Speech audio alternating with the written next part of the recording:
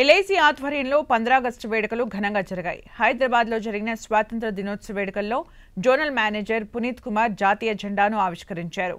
ఈ స్వాతంత్రం మనకు ఎంతో ప్రత్యేకమన్నారు పునీత్ కుమార్. ప్లాస్టిక్ వాడకాన్ని తగ్గించి పర్యావరణాన్ని కాపాడాలని సూచించారు. ఎల్ఐసిలో కొత్తగా ప్రారంభించిన బీమా సఖి మహిళా కెరీర్ ఏజెన్సీపై అవగాహన కల్పించేందుకు మొబైల్ పబ్లిక్ కార్యకలాపాలను ప్రారంభించినట్లు తెలిపారు.